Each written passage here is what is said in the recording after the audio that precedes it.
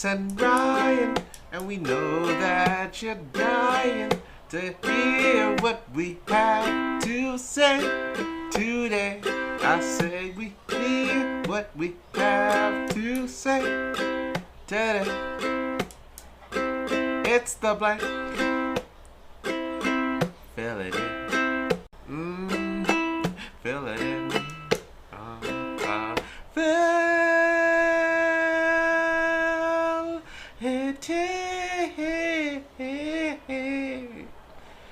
Yeah.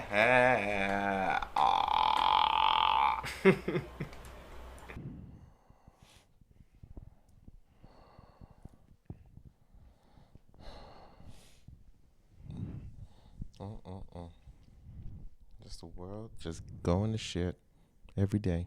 The world going to shit? Psst, Brother Ryan, you know what your problem is? You are accepting of the white man letting you think that everything's all right. But it's not all right, Brother Ryan. And I will tell you why. Hello, young colored world. This is not your average podcast today. For I am Conspiracy Carlos. Wow. Crazy. And I'm Ryan. Regular Ryan. 'Tis the blank with, and blank, not in, fill in the blank, blank as in void, blank as in whites. Always trying to give you the answers, but never the solution. Wild. This is Wild. the blank with Conspiracy Carlos and Ryan. Thank you for coming to another week, another edition of the episode. Regular Ryan. Regular Ryan. Regular. Is that what they call you? You know what? That's your slave name. You know what's funny? I actually saw, I didn't watch the video, but I was on YouTube and I saw this one like thumbnail of how Asian people want white approval. Maybe this is me just wanting. That's all that white is. people approval. Regular Ryan wants white approval. Brother Ryan should fight for the colors of the folk of those suffering.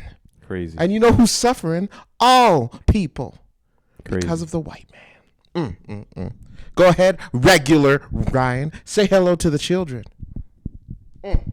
This got real political real fast. But happy Thursday, everybody. Happy Friday if you happen to be listening on the Friday, and happy weekend if you happen to be listening on the weekend. Carlos and I are in for another episode. Our conspiracy theorist Carlos and myself are in for another episode. Almost the end of November. I think we're in around 217 episodes, I think, or 218, I think this might be. But just yet again, from the bottom of our hearts, thank you very much for joining in for another episode. We wouldn't be able to do it without you. No, we could do it without you, but the white man was stopping us from doing it with you. So here's the deal, Brother Ryan. We need to let them know the truth. Let these motherfuckers know that the white man is not going to do this to us anymore. This ends today.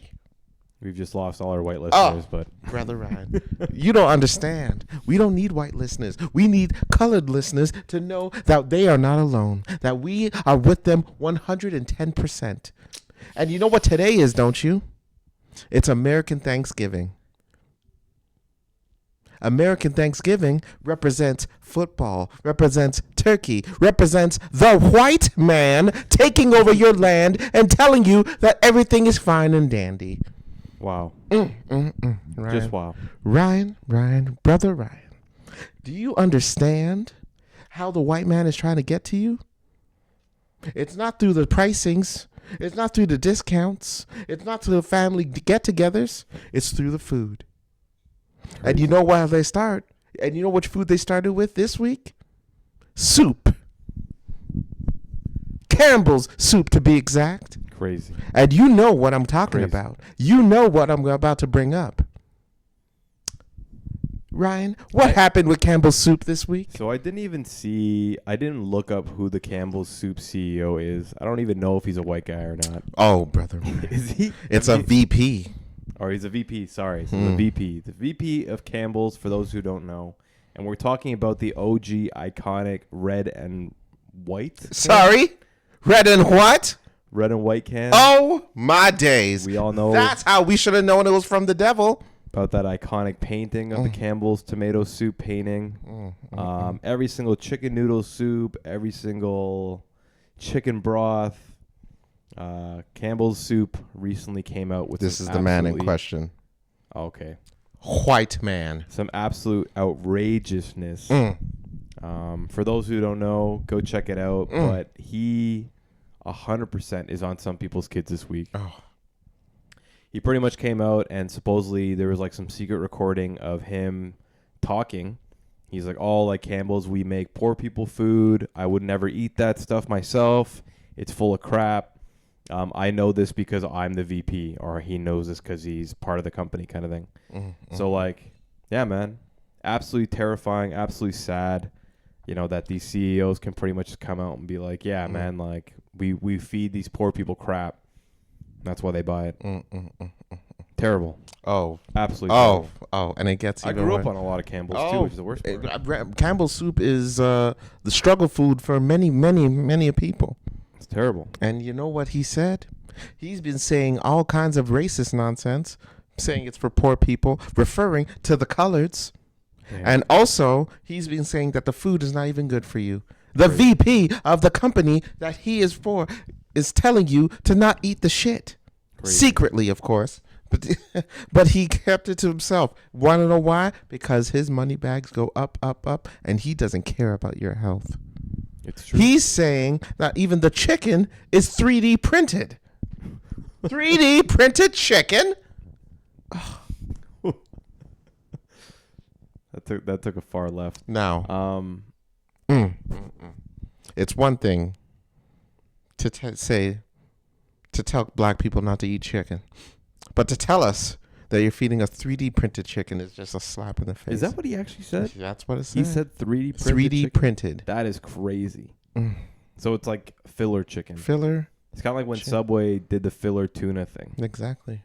That's crazy. So some people's kids to the VP of Campbell's. Boycott Campbell's soup. I actually haven't had Campbell's soup in a minute. I think the last time I bought it was like the broth in a box. But boycott Campbell's soup. Yes. They're absolutely terrible until they get rid of this dude. Even if they get rid of this dude, it's still a bad look for Campbell's. Not a great look. I'm pretty sure they're American as well. So very for us much Canadians, definitely try to hold back. Get some Canadian soup in there somewhere. Go with no name. I don't even know. Oh yeah, Galen Weston. See, these are like the grocery store like villains. You know what I mean? Yeah.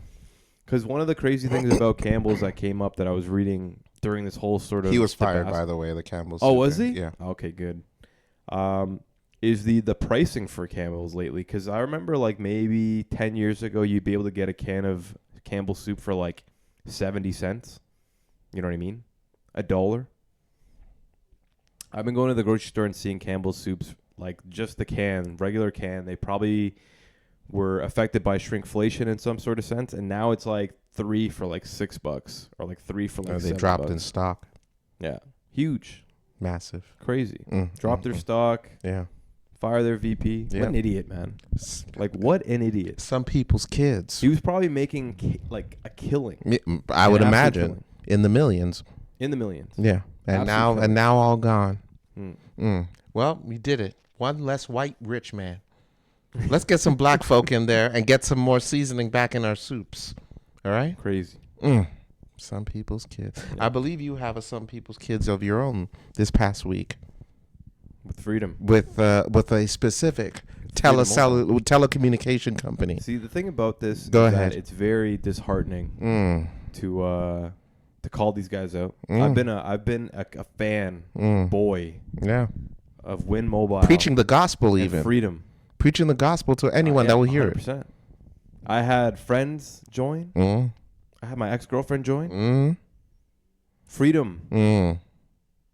Our wind was the freedom. That's true. Then. Freedom from the strongholds of the big three telecom white man. Oh, tell him. But no, I was a huge Win fan. Or I still am. But Wind, Freedom.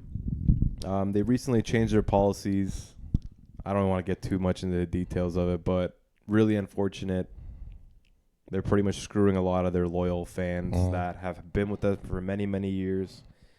Screwing them on 10 plus pretty years much we're the rate. talking. Yeah, oh yeah, I've been with them since high school. Since grade probably 10 or 11. Something like that. And here we are. And it's been terrible, man. It's been absolutely terrible since then. But some people's kids to freedom. They screwed me on my phone plan. It's not worth what it used to be. Terrible. Even though I had a loyalty discount and everything. Yes. Supposedly they got rid of their loyalty department. So you can't even try to reach anybody from there.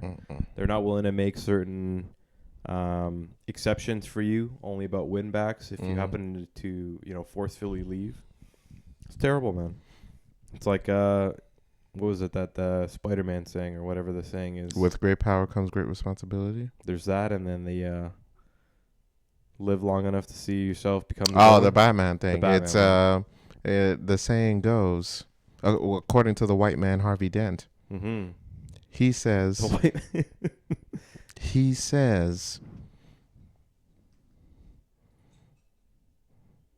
I totally blanked out for a second there. I apologize. He says you either die a hero. You die a hero, or you live long enough to see yourself become the villain. Yeah, and I think that a lot of these like third-party companies, especially when it comes to telecoms, and we know that telecoms in Canada, we have one of the worst situations. Because Wind was the hero at the time. It was literally Rogers and For Bell. the last few years, I'd say, like Freedom's been doing really, really great. Well, even early on, it was literally like Rogers and Bell that took over the cell phone game. You had to go with either or. And then their prices were insane. If you're going with like TELUS or Rogers, Fido, Bell, the big three, Virgin, like all these other third companies were really just department of well, not Verizon, but our Virgin, sorry, but like all these other big telecom companies, they pretty much just strongholded the whole Canadian market into these three realistically. And if you were not with the big three by name, you were with them in some sort of route because so that's why it was Fido, one of those companies. Fido, what other ones? Chatter, Kudo, yes. Stuff like that, all sort of subsidiaries of these three big comms. And then finally Freedom comes into play. Mobilicity used to be a thing. I used to be with them, and then I switched to Wind. And then their signals weren't great. Oh, it was terrible. But terrible. I'd walk 2 feet down, and then I would have no signal, and then I would walk 5 meters. You're roaming. Imagine you're and then roaming. I had full bars. You're literally in the city with, and you're roaming. Imagine. I remember having to make calls in high school by the window, just crazy, to try to catch some. Those were struggles. I think like $20, or something like that. And it was incredibly cheap. It was amazing. And you could get all the same phones everyone else was getting. Amazing. Yeah, but it was, they were tough times. But you know what? We pushed through. Damn it. Yeah. But and we were there during the struggle. But here you are. A customer upon customers, 10+ deep years, and struggle. You could not get the goddamn discount that they're offering right now. Terrible. Simply absolutely because terrible. They disbanded that program. Terrible. I was reading on Reddit this week. Bell apparently had a few layoffs. 700 supposedly. A post by one of the people that got laid off. And apparently it's not his first rodeo. He was laid off previously, not this time around, but previously. Had this whole rant saying that, telling everyone that, look, there's brighter days. If you got laid off, then don't let it get to you. He was bringing an example saying that he was so bummed out when he got let go. And he's just remembering that his boss was an absolute piece of shite. And I can see that. Just work was miserable. He was miserable during work, but after he got let go, he literally had nothing to do. And he was miserable. He needed to go to therapy and all that shit. But now he's happy. He's working. He found another job. But he's reiterating to all these 700 folks that, like, times I know are hard, but it's temporary. And I want to say that as well. I mean, I get it. I was let go this year as well. And, like I said, times are temporary. If the opportunity comes, jumps up, go at it. But take the break is what I have to reiterate. I mean, I know that it sucks not having a job and not knowing what's going to come, but take the break. Enjoy yourself. Do what you got to do first. And then when you're ready, go back to finding a new job. And it sucks because not even Bell. I think HP also had to lay off a few people as well. Apple had a few layoffs the last week as well. Christ. It's one of those things, man, that people have to sort of realize. Like, okay, so for those who don't know, for those who are coming into the workforce, because I have some young cousins and, some people that are in my family, even like acquaintances that are coming into the space. Mm-hmm.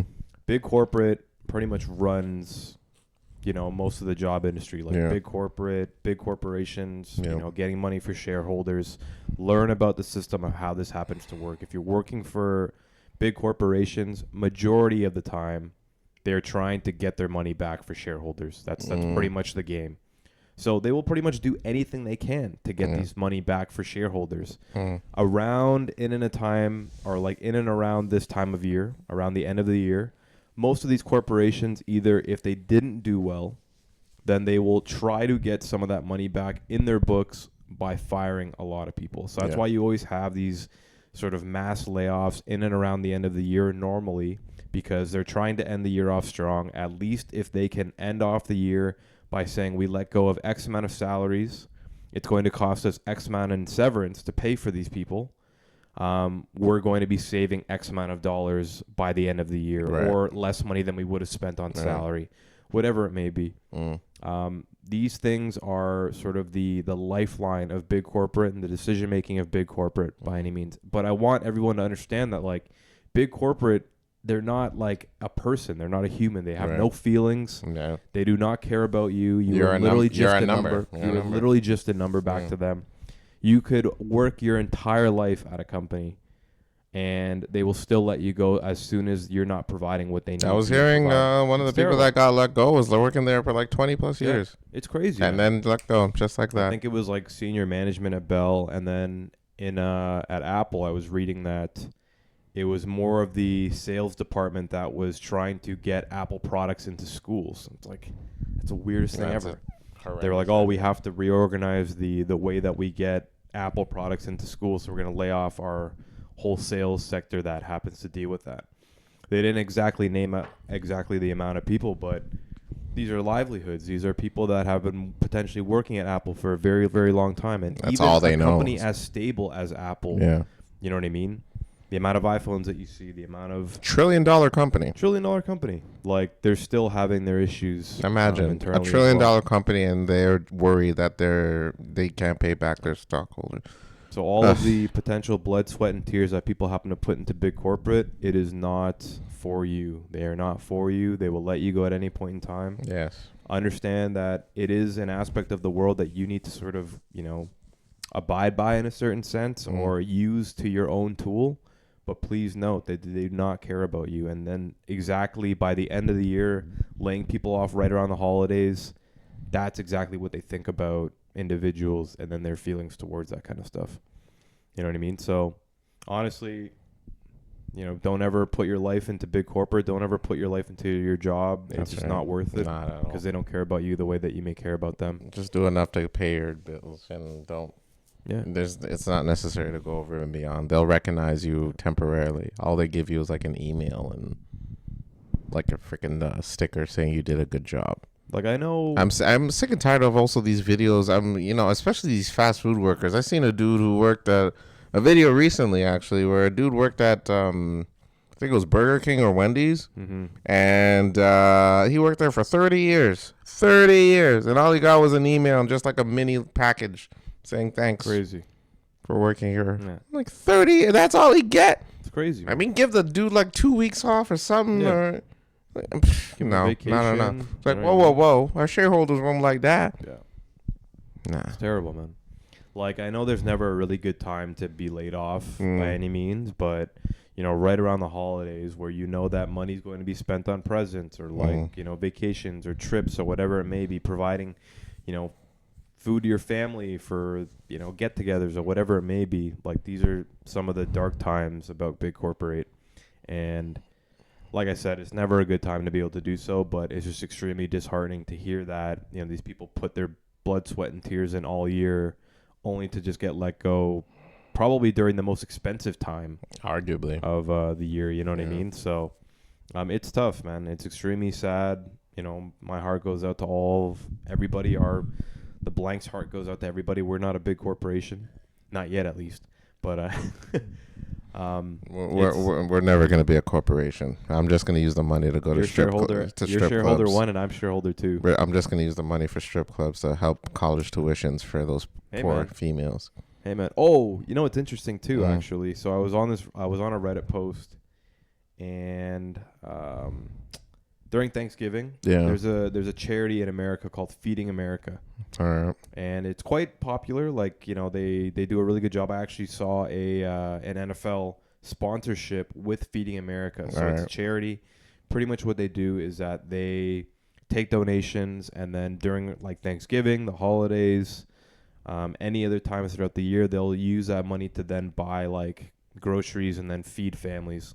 So great thing. They said that they normally get around feeding about 300,000 families across America throughout that time, which is great. And then one guy on Reddit goes, you know what? I got an extra paycheck this year, or I did well on my bonus, and I wanted to do the right thing, maybe donate a couple $100 to Feeding America. I looked into it, and guess what I found? They found out that the CEO of Feeding America, you know how much she takes home? $1.15 million as her salary to run that company as a charity, which is absolute madness. Because you think that like charities, they shouldn't be making that much. I understand that like there's certain aspects of running a charity. It is a full-time job. You know what I mean? And Absolutely. You should be paid a wage that allows you to be able to do so. But more of the money should be spent on doing that. But the CEO of Feeding America is supposedly living very lavishly.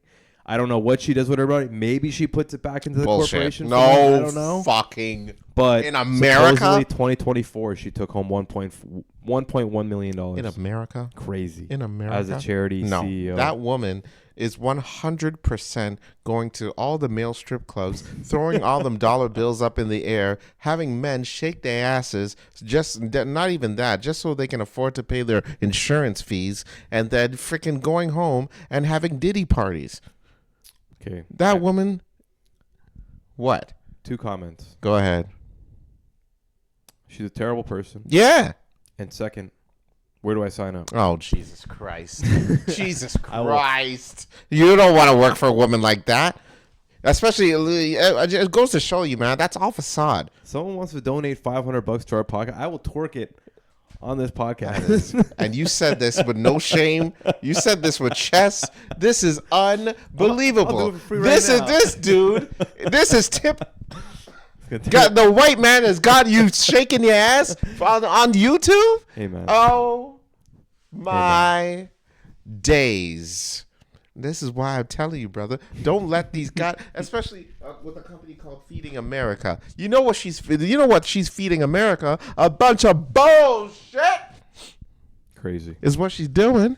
1.15 million. Yeah. And I guarantee you those employees are making jack shit. Some of them are probably working for free. Yeah, definitely. You know what I mean? They're just taking time out of their, time just to be like, you know what? It's for a good cause, so I'm going to do it for free. 100% that's what's happening. And now look at her go, living freaking on a golf course, fucking eating turducken and sharing a feast and drinking malt. Freaking unbelievable. Crazy though. No, that makes zero sense. How you work you are the CEO of a charity and you're in the 7 figures is ridiculous. I'm sure like there are certain private equity companies where CEOs don't even take that much. Yeah. Not even maybe half of that. Absolutely. You know what I mean? So it's like, it's just crazy to hear that that's actually happening. So, the one lesson that I learned, it's like, if your heart's in the right place and you're donating money towards a good cause, great, wonderful, but try to do some due diligence in the back end. See what the charity happens to be doing with their salaries, see how much money towards actually going towards, the cause that you're, trying to provide funding for. There's a lot of sort of transparency laws and a lot of things around charities that... Look at this. The World Vision CEO the range of the salary is between 191,000 to 209,000. Yeah. Look at that. World Vision. World Vision. Yeah. We're talking world. Yeah, world. Like, literally what they do. They're doing what Feeding America is doing on a literal global scale. Crazy. And they're making 6 figures a year. Yeah. And this one's making 7 Fuck off. Fuck off. Crazy. This is piece of shite behavior. Yeah. Ah, my God. I can't, bro. I think this whole first part of the episode is just all these big corporate people. No, wrong. It's all white corporate. Oh, I'm sorry, we just lost our white. Good. Yeah. Let them know. I don't care. I don't give a damn. I was actually speaking to my white godmother today, so I talked to her in a long time, and I told her she's nice. She's doing fine, you know. She was asking me if I had a girlfriend. I said no. And she's like, do you want to be a priest or something? Wow. And I'm like, what the fuck does that mean? I've been one. Okay. Well, I mean, I didn't tell her, but I mean, like, I just wanted to figure out why the dig was all. It's like, Carlos, you need a girlfriend. Like, go get a girl. And I expect 3 to 4 kids. Damn. I'm like, Jesus Christ. Damn. 3 to 4 kids. Crazy. And then she said I should go marry a white woman. Wow. A Canadian. Wow. And mind you, she's Portuguese, so I don't even know why she's saying. She's like, I don't know about Ghanaian women. Wow. I can't. I haven't had any experiences. Wow. Yeah, she said I should marry a Canadian, or specifically a Portuguese woman, because she's Portuguese. Wow. And she also said that Brazilians are way hot. Damn.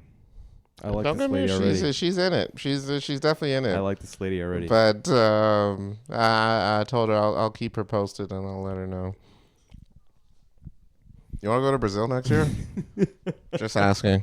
I've heard good things. I've heard good things. Be a wingman. We ain't going to the favelas or anything. We'll just keep it in the main strip. Amen. My buddy, actually a coworker of mine, just came back from Brazil. Oh yeah. Said it was lovely. Is that the word you used? Lovely. Lovely. Yeah. Okay. Let's see how it is. We'll talk after the show then. All right. You know what? I got a video to show you in honor of American Thanksgiving. I have a video on America to really show the good side of America, to show the healthy side of America. And it means a lot to me, and I really appreciate your reaction to it. All right. So on to the video. Let's watch this video. We'll be back. All right, and we're back. What the hell? Channel 5. I actually am a huge fan of Channel 5. Great channel. I like this guy. Fantastic. Even though he is a blue-eyed white devil. Supposedly he got accused of like sexual assault or something like that. This guy? Yeah. Andrew Callahan is his name? Really? Something like that. It was a few months ago. Was it this dude or is it sure the other guy? I thought it was this guy. Yeah. Maybe I have that wrong. But I like him. Damn. Yikes. But if he did it, then I don't like him. Yeah, then fuck him. Oh, shit. That's fucked up. Wait, hold on. Two more women accusing of rape and sexual. Said Andrew has taken accountability for a role in other situations. I will be the first to admit shortcut. However, these actions go further and are completely without merit. So yeah, he's currently fighting them. Okay. But it's so until that he's legal or he's innocent until proven guilty. Yeah. As of now. Okay. So. I mean, he's still posting. It looks like. Yeah, he's still doing well. Yeah. Like I've actually followed some of the dramatic stuff that was going on with like his company and how he had to buy Channel 5 back a certain sense. Like he was on, or No Gas, All Breaks or something like that. I don't remember what it's called, but yeah, I know. I've always loved his interviews. They've been great. He's a great journalist. Came here once. Just cool stuff overall, man. He does a lot of the stories that you normally think that the news outlets wouldn't do. He goes over and beyond. I appreciate his work. But here we are, and in honor of American Thanksgiving and the freeze frame here, making the black man look evil, we have the blue-eyed white devil, Andrew Callahan, interviewing the good people of Baltimore, getting their side of things. And we want to show the side of America that isn't all, red, and Republican, just like your Satanistic president that is currently in office. So I want to show you Baltimore Streets by Crazy. Channel 5. Crazy. And I wanted your take on things on how the streets of Baltimore roll. Do they talk about Ray Lewis at all? Let's try enjoy this little video here. Go ahead and start this. Oh, that my dog, dig it. That my dig it, Matthew. On your fault, Guzman, on your junk fault, knock. This will be the way all people going to Atlanta will actually say they are going to Atlanta. You want Atlanta? No, Atlanta Badangs. Ha ha ha, on Gitnangs. But dig it also can be used to replace the word head in all aspects of sexual acts. Dude, hey, where you get that Baduga trimmed up at, Gute? Fa'o, John got a snap against on the Fa'o, you man. On Gute. This is some 2053 type shit right here. You know what I mean? Do you think the mayor speaks the language?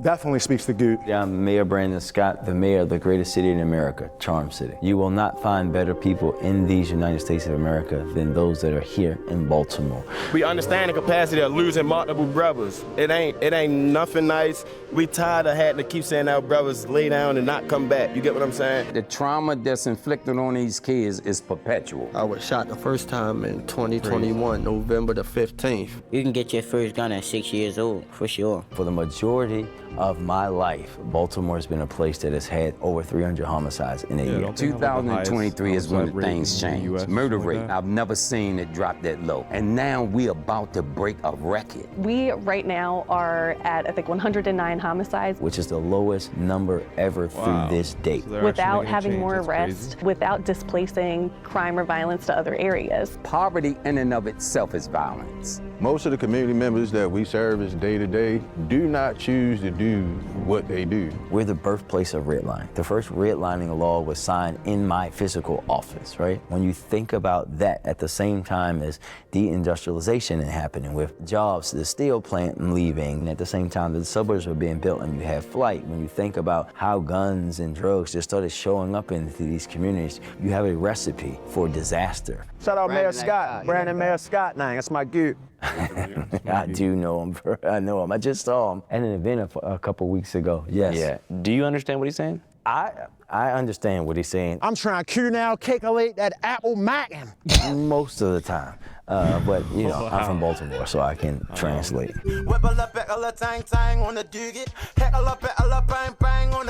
Right now, it's supposed to be the safest year in Baltimore never- history. Have y'all Hold on, noticed a big pause it. change? Yeah, it Hold has on. turned down a little bit, Gute. I've never heard this in my entire life. What? What do you mean, Gute? Pukala gang. Where'd you get your Dukala gang? Where'd you get your Dukala gang, Gute? I've never heard of this in my entire life. Fa'o This is tang totally with the brand new to Jukala me. gang. Okay. I didn't know they had like a. I just want to go on record slang. by saying I don't ever want anyone saying I don't ever want anyone saying that the Toronto accent is the worst accent they've ever heard. Hey, Okay? that's a good point. We 100% got these guys beat. That's a good point. There is no way you could ever tell me that the Baltimore slang language is better than Toronto's. Yeah. That is ridiculous. Like ours is pretty bad. It's bad. Don't get me wrong. But- For years, I would have told you that Toronto would be the worst. But when I heard this, I went, we finally have been defeated. Thank God. The crazy thing about the start of this video is that there's a book. Yes. They have a manual. That dude that was talking, he wrote that. Yeah, tang, gootenang, shootenang. Yo, where'd you get your boobenang, goot? I think we need to write the Toronto book. The slang I think slang we would make some terminology. money on it. You know what's funny? For There, jokes. I know Narcity had a section years ago, Yeah. and they had like a section of slang terms in Toronto. And I was joking around with my boss at the time. I would say like slang terms with her, and she had just had a kid. She was having a kid. She was gonna go on mat leave, so we had like a baby shower for her. So I got her like this baby, this gift, like a Converse, like baby clothing. And then I also printed out slang terms from Narcity to give to her That's kid. crazy. Be like, hey, you know what? You want your kid to be a Torontonian? Read them that. Yeah. You know, it's all good, fam. And then, then one day your kid will be like, yo, moms, spare me some of that food still. So That is wild. You know what it kind of reminds me of? It kind of reminds me of like the Newfie accent in Canada. what is that? It's like Like, how does that? I know that we Newfie have a is Newfie. Like, it's the fresh immigrants from Ireland. Oh, Jesus. And it's like a mix of like Irish. I think we met one back when we went to the Dominican. He's like, we met one dude and he's like, oh, you guys are the best kind. The best kind of what? I don't know. That's literally all he said. He's like, I think he tried to say that we're nice. He's like, oh, you guys are the best kind.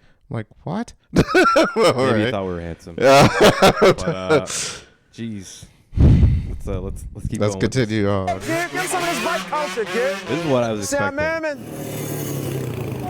We love it. I can be American mad, people I want to love ride. this. I ain't mad, I still want to It's ride. big in On the Philly as spectrum well. between Yeah, positive and Philly. negative, where do y'all see like all the bike life stuff? I feel like it's positive because like you're a young person, like young people want to have fun. That's having fun, riding dirt bikes. You ain't out here doing some whole dumb stuff on a block selling drugs, you feel me? You riding a bike. Like you can get sponsored, you get hella sponsorship, start your YouTube channel. Driving, I ain't tripping. I got right back in that gym. Act like none of them missing.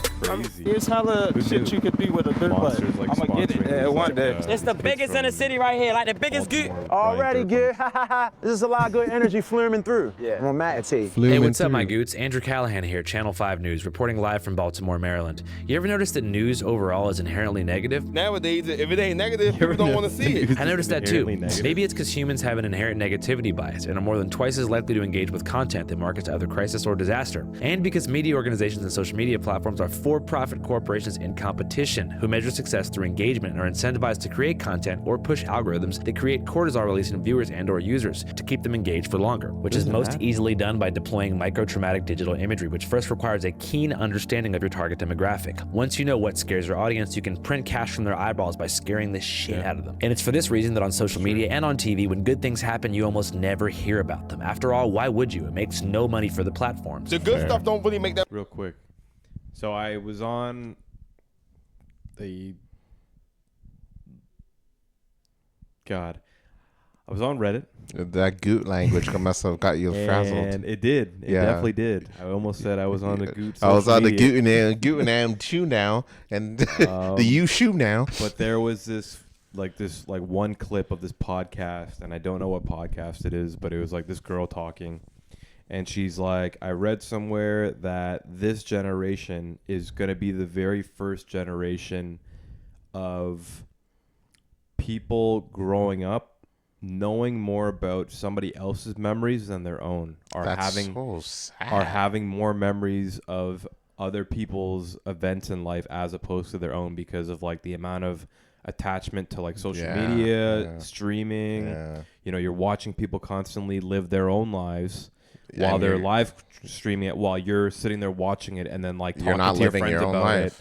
Like, we always, like, back in the day, we would always talk about, like, dramatics in rap. Or, like, we would talk about, like, what celebrities may be doing and stuff like that more as a joke. But nowadays, it's like the younger generation uses that as a pastime. Yes. And guys like I Show Speed, guys like the Kai Cenat, like guys like Hassan, like in the political space, all that kind of stuff, QC or XCQC or whatever. Or something, all these like big streamers, like Asmund Gold or whatever that guy's name is. All of these guys literally just stream their lives or talking about their opinions and that kind of stuff. And then the generation now that watches that is going to be the very first generation that has more thought process and more memories about those people's memories as opposed to their own, or creating their own. So the girl was pretty much saying, like, as soon as I realized that, I got rid of my Instagram, I got rid of my TikTok, and I'm trying to create more of my memories and prioritize it now, because it's extremely disheartening to hear that, social media is kind of doing this and creating a generation of people that don't have their own memories or won't have much of their own memories as opposed to somebody else's. Yeah, it's fucking heartbreaking. It's crazy. I can't even imagine just like because I mean, like, yeah, we had like all like rap beefs or what's going on with like social media, but we're talking about this at like while we're at the bar or like we're going on vacation and all that shit, and then we can still enjoy it. But like, damn, these kids are gonna go to like Jamaica and just be on their phones the entire time. Is just insane. Like, one thing I just thought about right now, and like, with Carlos and I being in our early 30s, almost mid 30s, we can still, hang out with each other and talk about old times that we used to reminisce on, or, the time that we went to Cuba, or the time that we went to Costa Rica, and, Vegas, and you've sort of listened to us from that perspective. But like kids nowadays might be like, oh, you remember when Drake and Kendrick had that beef and how crazy Toronto was during that time? And like those are the core memories that they might have in comparison to the memories that you and I have However, but they're going to be living through that because the streamers were talking about it. Exactly. They weren't even living it through their own shit, which is incredibly sad. So oh my I know God, that is actually legitimately one of the most heartbreaking things I've ever heard. It was like one of the craziest things I've heard this week, and I was like, that's true. Yeah, like it is 100% true. Not for every single kid in this generation, but there's going to be some kids, and that's still very sad. And if we don't happen to do anything about it, the more and more the youth are going to start moving towards that if we don't happen to. So sorry, Andrew Callahan, I know that we interrupted the Baltimore video, but this just came up because I was like thinking about it for a second. Man. That's brutal. Nuts. Very, very nuts. Damn. But let's jump back to this video because I'm here to listen to some more Gute. Come on, Gute.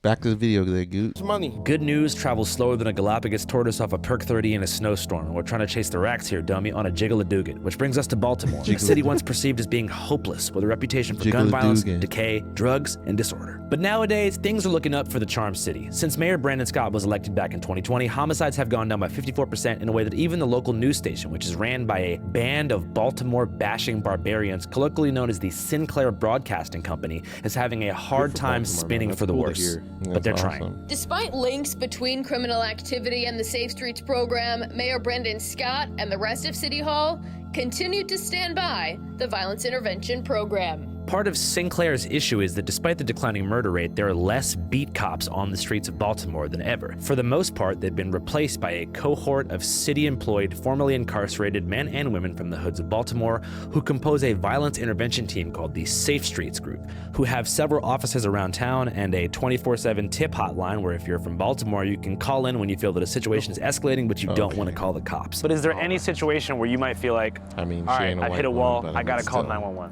No. Get the hell out the way. First thing I'm gonna do is I'm gonna call whoever I feel got the best relationship with that individual. Bro, you might need to go down there and holler at your people. Their work is dangerous.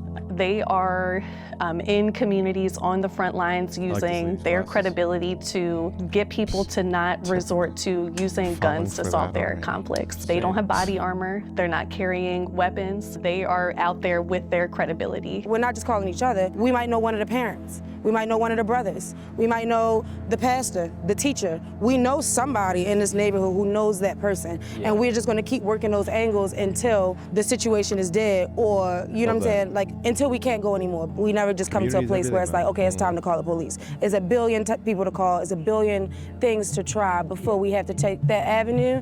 And that's so important to us because of our trust with the community. They don't look at us as the police. They don't expect us to operate like the police. So that's not what the type of image we want to give them. Well, I did have a reporter ask me a few weeks ago from a Sinclair station if one of my Safe Streets workers was a Crip because he had on a blue hat. That might be the dumbest fucking question I've ever gotten in my life. The reporter who had on a blue suit, by the way, so I guess he was a Crip too. There's him in a blue suit. How'd you respond to that question? Very eloquently. We did tell me it was the dumbest question he ever asked, but then I posted on social media the question that he asked, and then laid out to him while tagging him every single school in Baltimore that we're You're fake news. You're a horrible person. Change their colors and their uniforms because you think that anybody that's black in this town that wears blue is a Crip, and then asked him was he a Crip because he had on a blue suit. You know, one thing I've been thinking a lot about is cultural imagination.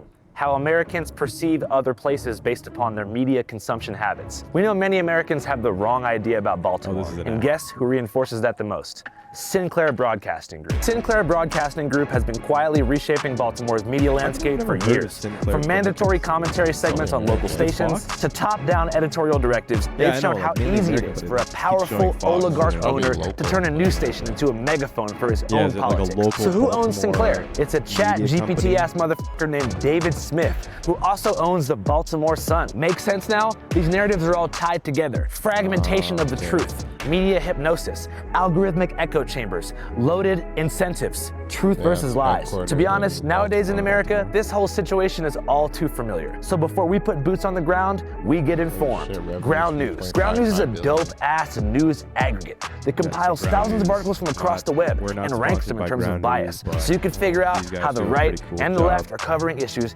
as they unfold in real time. Ground News, batch. I got it on my phone. Very interesting. Very interesting. Are you aware of the media consumption that you consume? I thought I was a conspiracy theorist today. Just saying. Oh God, I'm no.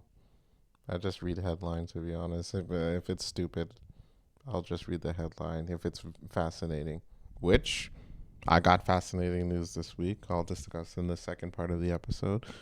I'll get into that. But yeah. All right. All right. I read entertainment stuff, to be honest. Yeah. I only get the important news from the group chat. Nothing wrong with that. Yeah. I don't want to read too much sad stuff. It'll make me sad. Yeah, there's a lot of sad shit going on in the world. I need some shit to let me know that I'm better than most people. Needs a Portuguese woman. Yeah. Allegedly. Or Brazilian. Anyone that speaks Portuguese, really. Damn. Allegedly. Damn. Well, if we reach our moment, because there's a lot more video left, but I don't want to. Right now, it shows me so many things and so many stories from across the political spectrum with dope-ass context, like bias, factuality, and of course, ding, ding, ding, ownership. For example, when talking about Baltimore, the media tell you what to think. All right, back to Baltimore. Mayor Scott's Safe Streets team is just one part of the picture. The other side relates to the urban outreach and youth mentorship programs, which are equally important. So, welcome to Challenge Your Change, where we truly believe if it doesn't challenge you, it won't change you. When the kids come in, the mentees, they'll start reciting the affirmations. This is something we try to instill inside of them to let them know who they are. Who are we? Challenge the change. What do we believe in? If it doesn't challenge you, it won't change. What do we believe in? If it doesn't challenge you, it won't change. And we are determined to what? It's our challenge. Who gonna help change our city? Challenge the change gonna help change our city. Woo! There it is. Who are we? We challenge the change. We challenge the pain just so we can gain. Who are we? We challenge the change. We challenge the change. Who are we? We challenge the change. We challenge the pain just so we can gain. Who are we? We challenge the change. And that's one of the pillars that we teach here at Challenge to Change in our 3 rites of passage. The first one is identity. You know, of course, it's my son right here on the wall behind you. He got murdered in 2013 as a result of gang violence and all. He got caught up in the gangs. Me serving 25 years of my life in and out of prison, left him out here, which is happening throughout major cities. The fathers are going to prison, leaving their sons and daughters out here. And he happened to be one of the first funerals I ever preached in my life was my son. When the father's absent, like, so much stuff take place because he's the pillar of the home. So if he's not there, who's there? This is my son, Mac, and this baby Bitwell. They call him Bitley. You see what I mean? This is my son. He look just like me on the youth. They say he nice. I say he duke-knacking, but that's what fathers do. They think he's great, and I think he got work to do. I love you, Duke. Go ahead. They say he nice. Such like a sad moment. They say he nice. Jumps in and he says, "Listen, I was like, my heartstrings were tugged with the story about that dude and his son." They say he nice. Biffle, man, you cannot just whoever edited. Great editing, Channel 5. Oh my God! Like I love this dude, but this dude, it was not the time. Funny editing. Oh my God! Okay, back to the. Great editing. Yeah. It's my boy's Bitley. That's what they call him. He earned his name. Father is not a name, but it's the title that's a result of a function. So if you're not functioning as a father, being a maintainer, protector, provider, then you out of the picture. You're just a sperm donor, right? According to data, 47.5% of black youth in America live without a consistent father figure in their life. In 1950, that number was 8.5%. We've seen from data that having no father in the house is the lead cause of youth criminality across the country, regardless of race. Yeah. Hundreds of It's kids, like especially you, young boys, they all, Uncle like, T is when more they than a say, mentor. like, the He's you someone they sound, can it's trust, you. who again won't call the Like, are cops you and isn't viewed scared to very apply true interested? discipline. They're Uncle also T a lot came like into that. my life by one of my close friends, and he preached at his funeral. And when I saw he came and preached at his funeral for free, no cost, and really genuinely cared, like it just did something to me. Like I always, like, man, I'll forever be in his good graces, you know? Like anything he ever need, like I'ma make sure I'm there because he didn't have to do that. I was shot the first time in 2021, November the 15th, just coming home from prison. I did 2 years. Car rolled up like next to me. And like as soon as I looked, the first shot hit me in my face and instantly blinded me. Went in this eye, crossed over, hit this I don't eye. know. Like, where's it stuck from in my and stuff? face, Yeah, instantly like, if it's blinded like, me, even knocked my sense of smell out. And my like car was French shot or up something like 45 that. I really times. don't know. I got hit Yeah. 7 times. I Like saw how, the like, shots New was Orleans done, and I has noticed I French couldn't culture. see. Yeah, I just French. climbed Like, out I'm wondering my if car Baltimore window, had, like, took a some knee, sort took of, my hoodie off, and I'm put sure pressure it's on my settlement face. from like a Yeah. different country. You know, that came just in, try to kinda take the showed right you how procedures it to sort keep of myself started from alive there. and keep myself Very woke. interesting. I got hit 5 times not like in my people from legs, Miami in my have buttocks, that, and in my or like foot. A lot of California people don't kinda come thing, out you know? that, you know, Yeah. 45 Well, I mean, there's a lot of shots, Spanish. sit point blank Yeah, like, range. but like, It then getting hit in my face. I was supposed to be completely Like, it's not like blind, other but people like in I said, America, again, by the other grace of countries or God, states my within sight America came have the back same instead of accident 2020. as Baltimore. Now I got 0-12 because this eye gone. Most kids that reach out to me, they pretty much know who they reaching out to. A man that's gonna love them to life, not to death. And they know I'm not gonna sugarcoat anything.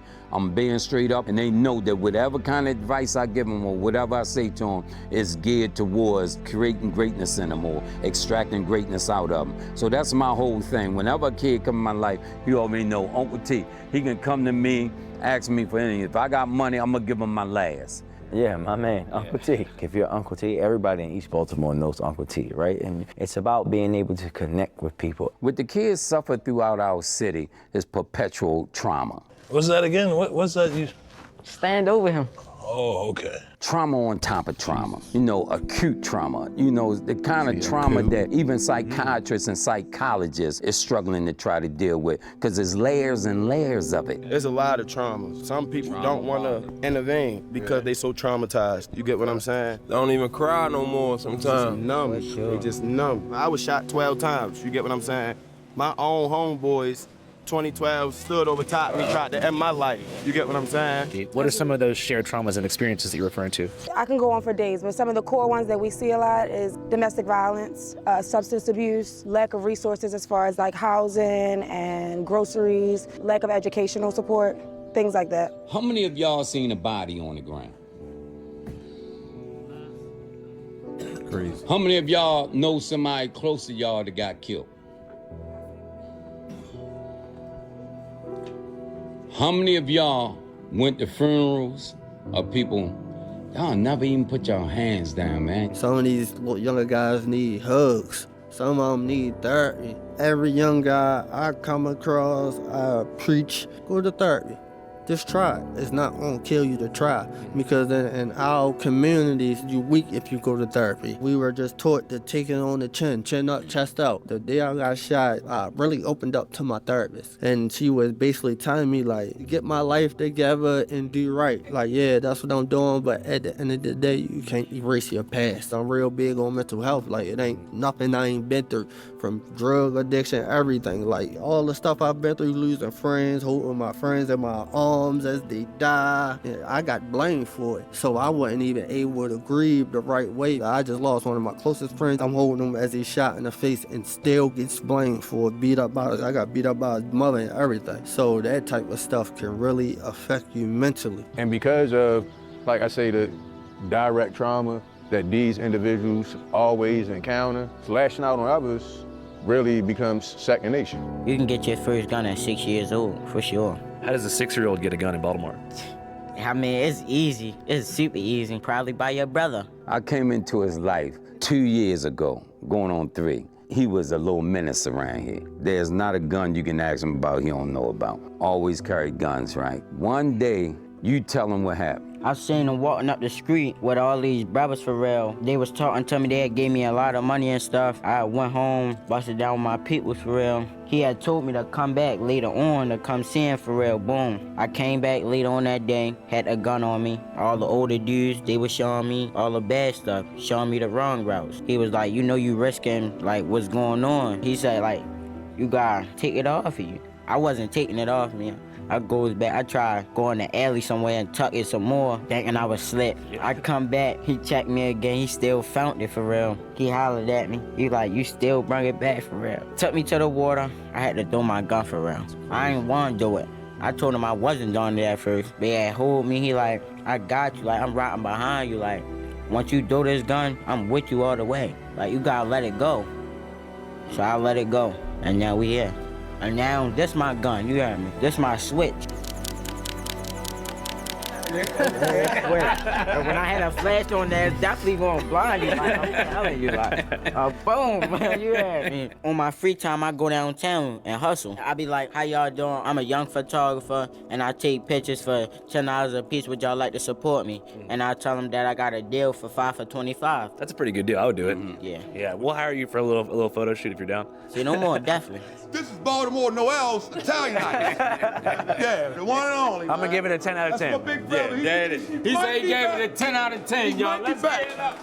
Strong young man right here, man. He got a little more journey to go, man. I just want him to stay focused for real. He already so farther than a lot of He did older a piece on him because he was out of school for a whole year. I took him up at the Board of Education and demanded they get him back in school. He got back in school. The first quarter he brought, how many certificates you brought? Yeah, he brought them to the... About like 6 certificates, then I made like, then I got like 6 more. And how many people watched that post? 9 million. Oh man, you just came from school?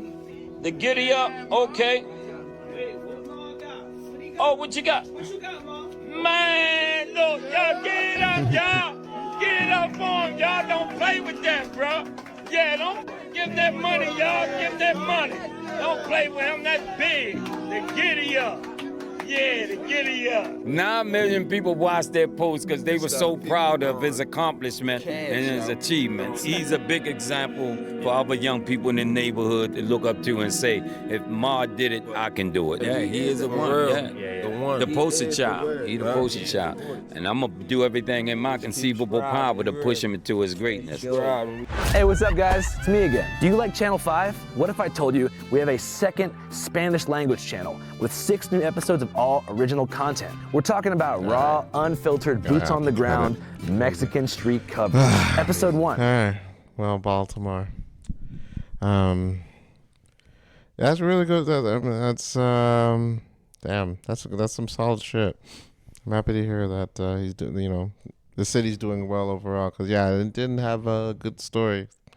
A lot of homicides, but yeah, no, and you know, earlier when Andrew was kind of talking about how this Sinclair sort of media group happens to produce enough media or news outlets to show and to provide some sort of a bias against Baltimore. And then like you get guys like Andrew Callahan that go into the actual street and interview people that are really from there, and that kind of stuff is how you exactly gauge, you know, what's going on. The drop in homicide, the programs that they happen to be doing, the, you know, getting youth off the streets is all absolutely wonderful things that need to be promoted more often. You know, the States it definitely has a bad bias from Canadians, that's for sure. Yeah. But more and more news outlets like Andrew Callahan need to come out and do stuff like this because it only shows the good that comes out. Good with the bad. Yeah, good with the bad. Yeah, but it's just in general. Yeah, very interesting. So thank you, Baltimore. Thank Appreciate you. that. Thank you, Channel 5. Thank you, Gute. And let's get back to our Buttle-Tang shoot, and then we'll be right back, Gute. Yeah. On the jet. We're back, folks. Yeah. We are back. I'm telling you, I think she's gonna send me the nudes. We started. Welcome. Crazy. Welcome back. We're back. Crazy. We're back. Crazy. Speaking of, all right. So speaking of news, as I mentioned, I was sitting at work and I see my boss talking with the president of our department, and I'm wondering, what's going on? And then my boss hits me up like, "Hey, Carlos, one of our insureds got arrested." I'm like, "What the hell? What Damn. for?" And he got charged because he works as he owns a fisherman company. Like they catch lobsters and shit. Okay. And I'm like, well, so what happened? And he's like, he got arrested for distributing cocaine, arson, and intimidation. Crazy. Yeah, a lot of gangsters in our side of the country for some reason, you know. Wild. Took place in Nova Scotia. I didn't know they got it like that in Nova Scotia, but here we are. You know, they are distributing the white girl. Hey, man. They got to get it somewhere. Hey, man. You know what I mean? They got to get it somewhere. Are you playing devil's advocate right No, now? I've actually heard a lot of criminal activity goes through that area. Nova Scotia? Yeah, they're on the water, plus in and around the bridges that go from I don't know if it's Boston or Michigan. In and around there, you can cross the border in and around that area. Oh, okay. I've known that people do even road trips. They'll go through the states and then come back up to PEI and things. So a lot of the drugs and that kind of stuff ends up coming through the states, but just through those means. It doesn't always come out of Montreal or the border in Ontario. Or even Vancouver and stuff like that. A lot of the drugs that does get distributed can come from the East Coast, and people just don't know about it. I've even heard Hell's Angels is big out there as well, in Halifax and stuff like that. So Shit. Yeah, man, crime upon everywhere, man. Oh my God, crime you ain't upon safe everywhere. You're not safe anywhere, Goot. No, shit, man. Definitely not, man.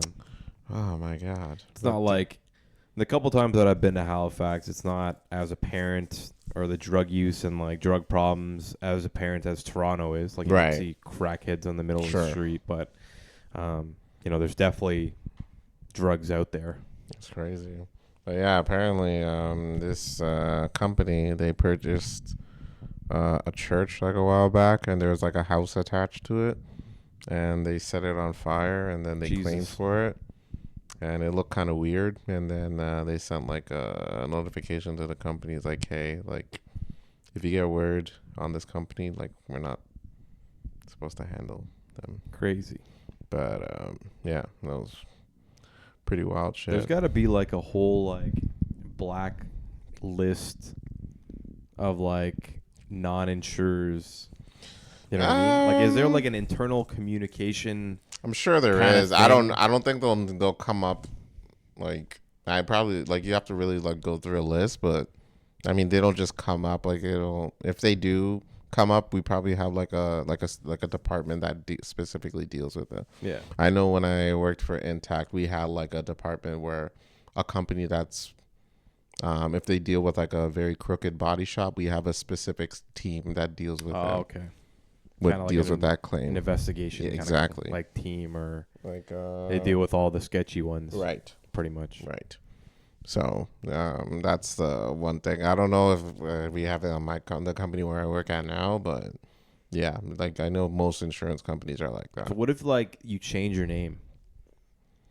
What if I do some outrageous ass stuff and then get insured by you, put in a claim, get the claim, and then I change my name and do it all over again? But it would have to be you change the company's name. No, my own name. Oh no, then yeah, no. But if it's under a company name, then yeah, we'll know. But if the details are sketchy, we're still gonna investigate, regardless if you change your name or not. All right, man. This guy trying to literally change your name. This dude's out here giving insurance fraud advice and shit. What are you trying to get us? Changing my name to Gute. Holy shit! Ryan Gute. Speaking in a Baltimore language. Ryan Fulton Gutenang. Yeah. Crazy. All right, I have another Some People's Kids. Man, this is just the episode. I guess it's that episode. I'm fed up this American Thanksgiving, man. This American Thanksgiving is making me all kinds of fucking fed up. Damn. I'm pissed off at the whoever is behind the LRTs. The Eglinton line. Line. Here's the deal. The Eglinton line construction started in 2011. Crazy. Still no date. Crazy. When it was supposed to. This was supposed to be finished years ago. Crazy. I've seen the trains running. I don't know if it's like actually. I think they're still testing or something like that. Here's the deal, though. They also have a Finch LRT construction going on. Oh yes. That started in 2019. Yep. It's going to be ready in 2 weeks. So the Finch one started after. Yes. And they're finishing before. 8 years after. And they're finishing before. Crazy.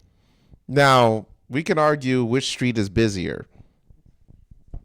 My money, well, either or. The fact that we started at a later time, where Finch started at a later time, and it's still finished, speaks volumes of what the fuck is going on with LRT. You know what? It is your money, though. Your tax. It's literally our money. Your tax-paying money is paying for these delays. That's true. Billions of dollars. Yeah, crazy. The provincial government takes a lot of money too. Oh yes, a couple $100 off my paycheck. Mm-hmm. Yeah. So and then they're wondering, why is everyone upset? Look at my goddamn tax deductions, bitch, and task me again why I'm upset. Crazy. Fuck out of here. Man, fuck Doug Ford. Doug Ford, if you're listening to this, you fat motherfucker, you white devil, I hope you goddamn stub your toe, bitch. And I hope you're fucking, you know what, you pussy, I hope you end up on a crack bender like your brother did. And also, here's the deal. No, fuck him. Why this construction shit is pissing me off for the last goddamn time. 2 weeks in 2019. And it's ready now for the Finch one, and Eglinton's still ongoing? Can you make that sense? Can you make that make sense? So, it's American Thanksgiving, and most people are trying to be thankful, but Carlos is not thankful today. I ain't thankful today. I am black. I am pissed, and I'm ready to fucking go. So, Doug Ford, if you're listening, pussy, see me outside, fam. Are you fucking at? Got me out here. American Thanksgiving, Crazy. boy. Crazy. Boy. I was actually watching the Oklahoma City game and Minnesota playing basketball yesterday. And Doris Burke, shout out to Doris Burke. She's a hottie. The absolute legend. She, in the beginning of the commentary of the game, she goes, "What are the kids saying nowadays? You better come right." Well, I'll tell you right now, Minnesota's coming right now. So the slang that we just talked about is extremely relevant. Doris. Well, Minnesota's coming right now. Never change, Doris. You'll always be adorable. Coming right now. Oh my God, that is. Let's turn that. Oh goddamn! I mean, those other commentators were quiet as fuck. I imagine the silence must have been deafening. But that is. Yeah, sorry. The slang that we were using to make fun of the LRT just made me think of that. That's arguably AYO of the month. Very, very funny. AYO. That is. Oh my God. Ooh. What do the kids say? Come right. Well, Minnesota's coming right now. AYO. Ooh. Oh God dear. Damn, Doris, just like that. Yeah, huh? if the wrong person heard that, you would have heard a AYO in the microphone. But hey. Too good. Doris, you're still adorable. I still love you. Too good. Oh my God. Speaking of basketball, Raptors are doing it. Yeah. They're coming. Is it happening? Are we possibly going to see another chip come to the city? We're second in the East right now. Surprisingly, I think everyone wrote us off. That's what they do. You know what? They stay doing this with us in every sport. It's crazy, man. So you know what? Let them, because sleeping on us is good. You know that means we dream bigger. Like the interesting thing is that like after Masai got fired from the Raptors, did he get fired or did he move on? Well, I think they like mutually agreed. Gotcha. To leave. But like if the company thought he was doing well, then they would have kept him. Right? Sure. Or they would have just paid him whatever he was asking for. I don't even know that. They got rough after Kawhi left. Yeah, like it was like, oh, like this and that. They weren't doing well, but then like Kawhi made the moves, and now the team that we currently have is because of Masai. Yeah. You know what I mean? So Masai's probably sitting back being like, man, the Raptors are killing it because of me. You know what I mean? Like, it just took a little bit of time for us to figure it out, but they did. So thank you, Masai. You know, we're getting good basketball from the Raptors. In Masai, we trust. Only, 5 years after the chip, which is pretty sick. I'd like to think so. You know, so it's crazy to see this play into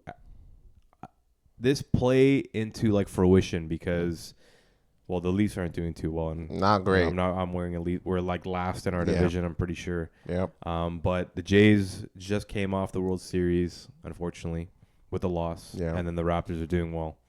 It's good We time in just sports signed for a Toronto. dude It's not bad. from the Jays. Just signed a dude from San Fran. Yeah, that's right. Yeah. Apparently he's nice. Yeah, we'll see. Well, we'll have to see when the season starts. We'll see. But shout out to Brandon Ingram for hitting that buzzer. Solid moment. And I heard his girlfriend went nuts on the bench. Yeah, but it's Glorilla. Glorilla. Yeah. I don't know who that is. No, you know. No idea. I couldn't name you one thing about Glorilla. I ain't got no, and a nigga ain't on me. I fell up on Glorilla. She's sick. I have no idea. I like her. She's a personality for sure. Okay. But she's good. I like it. Hey, shout out to BI3, man. Shout out to other than that water bottle. The notorious BI3 is what they call it. Other than the water ball incident. That kind of fucked up there. Well, it's funny because people are saying like ever since that happened, we've been killing it. We just needed that. We just needed. So you're saying we just need him to be a complete dick? That dude just needed to take the water. Just take that water ball. All we need him now. We need him to do is just trip a child, and we're winning. Yeah, we're gonna win. So you know what, Ingram, trip children, dude. Spit on a baby. Fucking let's win, man. Let's do it. Wild, man. Hey, absolutely. We need this championship. We need something after the Jays. You know what? Actually, like speaking of basketball, I've been reading, and it seems like it's actually coming to its own sort of fruition or actually reality. I don't see as many kids wearing Jordans anymore, and supposedly, like Jordan, the shoe, is finally coming down in stock. Like, not like physical stock or like monetary stock, but like people don't rep Jordan as much as they did, or at least the younger generation. Which is interesting. So it's basically just us. We're the only ones that are. Because like if you think about it, like I'm at like all of the sort of Jordan releases within like our last 15 years, like it's normally sold out. Yes. You know, you gotta in a hurry try to get it on like a different website, or you're buying it third party, or you're spending like the extra $100 to get it from somebody who waited in line, that kind of stuff. But then I've been going to like Foot Lockers, seeing Jordans on sale like for next to nothing online. Like you can buy a pair of Jordans now for like, I posted something the other day. There's a Black Friday sale at a company. You could get a Jordan 1 for $60. Damn. It was crazy. It was like, and then we walked into the Nike store and they were all on sale. Yeah, I remember that at the really nice Nike and store. And they were like all of the original very Jordans, nice, you know very what I mean? nice Jordans. So it's like the younger generation just doesn't care about Jordans anymore. What shoes are they wearing? I don't know, man. It's Like, crazy. what's going on? I don't know. The shoe industry is like definitely changing on us as we speak. I feel like Jordan's had a stronghold for the last 30 years. Basically, you know? Pretty much since Jordan was in the league. Yeah. And then now Gen Z and Gen Alpha, is it? I don't know which the one after first. Gen Z. Yeah, which one's after Gen Z? I have no idea. Maybe they don't care. They don't care about Jays anymore, man. Damn. They just don't. Well, all they're doing is consuming. Hey, man, if I can get cheaper Jays, then maybe these kids need to watch streaming a little bit more. Fuck vacations, watch stream, kids, and let's get some cheaper things going. Crazy. Hey, man, I'm all for it. Fuck it. Fuck them kids. Fuck them kids. Speaking of, millennials apparently are the drunkest generation in history. Wow. Shout out to all the millennials. Science be saying. Shout out to all the millennials. The millennials are the drunkest. The drunkest of the drunkest. I feel like a proud parent. There you go. Say word. You know what I mean? Oh, my God. What's wrong with you? Let me see if I can find the statistic. Fight the power. The little tweet there. Fight the power. Oh, boy. No, I love it. You love it. Do you? It's going to lead to many, many health problems. Oh, my God. But in sure. the end, you know what? You did what you could, and you could what you did. I would not be surprised. I think that within the next, we're in our early 30s, and then millennials go to what, 86, 84? I forget what it is. I forget what the first year of the millennials is, but it's in the 80s. Somewhere. Yeah. I wouldn't be surprised in the next, because we turn early 40s in 10 years. The people that were born in the 80s are going to be in their 50s in 10 years. Potentially closer to 60s within like 15 to 20 years, if like all of the sort of alcoholic consumption that we've been doing as millennials happens to backfire on us, because we definitely do drink quite a bit. Sure. In comparison, like I have younger cousins that are in the younger generations, and they're like there's, when we're reading the articles about when they're talking about how millennials are the most drunkest society, it's like because we relate it to like socializing, or we relate it to like events, or we relate it to like birthdays, like holidays, whatever it may be, any sort of time that you happen to have off, even like the weekend. It's like the automatic connection between like your time off and then like having a drink. It's sort of like the combined aspect of what we figure drinking has to be. But then like for the younger generation, it's kind of like something that's out of sight and out of mind, where it doesn't equate to their time off or like their holidays or their events. A lot of them like would rather go to a cafe, or they would rather go play video games or like board games, and drinking is just an aspect of life that not everyone does. So it's crazy, man. A lot of like my younger cousins, and even like some of the kids that are in like their 16, 17s that I have family of, like they're like, oh, Ryan, when's the first time you had a drink, or like your first beer, the first time you got like drunk? I was like, oh, I did that when I was like 15. And they're like, oh, well, we haven't even had a drink yet, because their interest for drinking is not as apparent as it was for us. Well, it says here, millennials remain the most alcohol-driven generation, consistently outspending others on drinks, especially premium options like craft beer, artisanal cocktails, and boutique wine. For them, alcohol is tied to socializing, travel, dining, and curated experiences rather than simple consumption. While Gen Z trends towards wellness and moderation, millennials still dominate the market, shaping demand through both quantity and taste. Their preferences continue to influence and redefine modern drinking culture. Yeah. It's interesting. I went out to dinner with my two younger brothers. Yeah. One of them is 17. The other one is 14. Right. And when I was like picturing taking them out, because I haven't taken them out to dinner before. Yeah. I was sitting there being like, hey, we're going to probably go to like a St. Louis or a Kelsey's. Yeah. Or like, I don't know, like a Wild Wing or something like that. Sure. Just get chicken wings. That way I can get a beer or a wine, like a cocktail, and I can sit there and talk to them. You drink wine at a sports bar? Oh, of course. What the hell? Of course. I'll drink anything at a sports bar. Wine? But that was my automatic thought process. Yeah. I was like, okay, that's going to be the dinner. They're going to hang out. They're going to get whatever they want. Right. I'm going to sit there and they're probably going to, well, they're still underage, so they'll probably be drinking soda and stuff like that, or pop. Soda? But we didn't end up going to one of those places, like a St. Louis or a Wild Wing. You know where we went? Church's Chicken. Because that's what they wanted. So then I was so thrown off course, because I'm sitting there being like, hey, I'm going to go have a night with my brothers.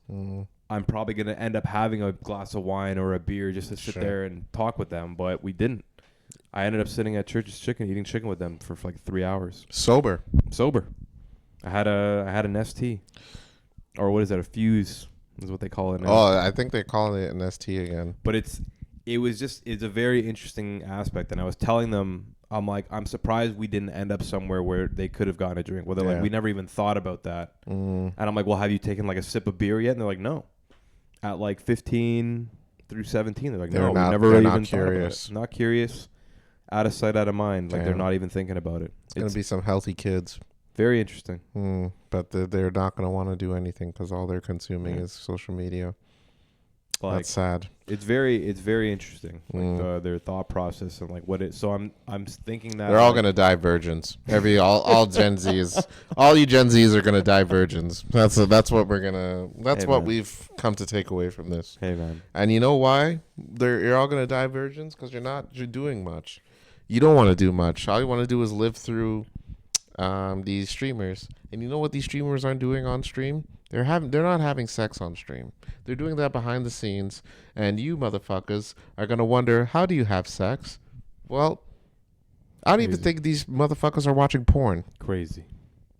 Well, it's plus 18 now, supposedly. What? Wasn't it always plus I 18? think in like like the internet nowadays, like they ask you to like verify your age. And Yeah, that kind of they stuff, did that right? for us too. I don't remember that. What the fuck are you going? What sites have you been on? I don't remember that at all. This motherfucker still has VHS tapes. You type in any sort of porn website back in like the early 2000s. 100. They'd ask you all the time. I don't remember any of that. What? None? None. I thought it would just let me right in. No. Maybe they saved my cookies. I don't know. That is crazy. This dude. They had me cached at 18. You don't even. This dude doesn't delete his history after. You making all the rookie mistakes, and you still do that. Jesus.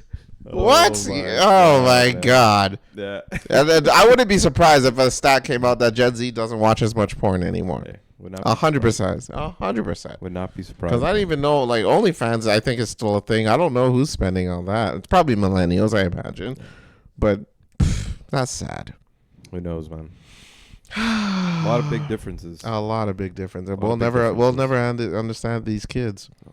We'll never understand these kids. It's so sad. Well, what have we learned this year? That kids, these Gen Zers are most likely going to die virgins. Hip hop has died with them. Jordans apparently are going to die with them. And the white man's still winning. Crazy. That's so unfortunate. Crazy. So unfortunate. What a somber way to end an episode, but you know what? It's what the world needs to know. We're going to be the news today. We're just going to give them bad news all the entire episode. Because you want to know why? Why is this that? is going to give us the big bucks. Crazy. The big bucks, damn it. Happy Thanksgiving, everyone. Happy American Thanksgiving, everybody. Happy American Thanksgiving. So before we end this, do you wonder why they call it Black Friday and not Caucasian Friday? Why is that? You want to know why? I would love to know why. Because the black man is supposedly they call it Black Friday because they know that the black folk likes to get things at discounts. Crazy. So now the world is black because they like to get their shit at a discounted price. Crazy. Because black people know how to get a good deal done. Crazy. And white people, for some reason, are horrible spenders. That's why they call it Black Friday. Damn. Every other day is Caucasian Friday. So are you giving in to the white man's buying? Hell no. Why are they doing that for TVs and the freaking the home appliances? Why not give discounts on bills? Why not give discounts on goddamn freaking gas? Yeah, that's true. Why not give discounts on groceries? It's a good idea. Where's those deals? Good idea. Right? Why is my rent still that high? Where's my discount this month for rent for being Black Friday? That's the conspiracy, brothers and sisters. Damn. I'm just dropping knowledge. That's all. Damn. It's just so you know. Lastly,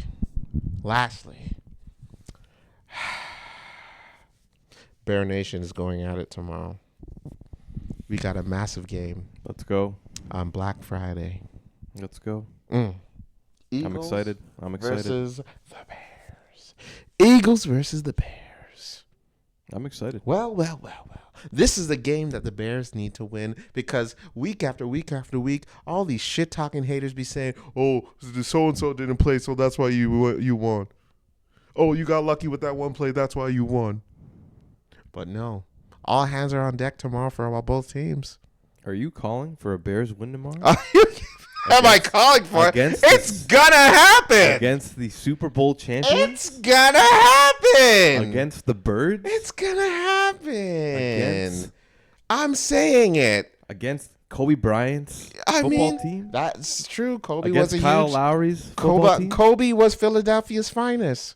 Crazy. But all I'm saying is, it's gonna happen. Crazy. I mean, it's Thanksgiving. Birds need to be cooked this week anyway. I mean, why else? So all I'm saying, you're gonna have a Chicago-style feast tomorrow when you're watching the Bears bully the Eagles tomorrow. I'm just saying. They laughed at me when they said that the Bears were going to be bad this year. But look at us, 8-3. Damn. We're in contention. Damn. To go to playoffs and possibly play at the Super Bowl. Damn. Laugh now, cry later. You know what? Keep doubting.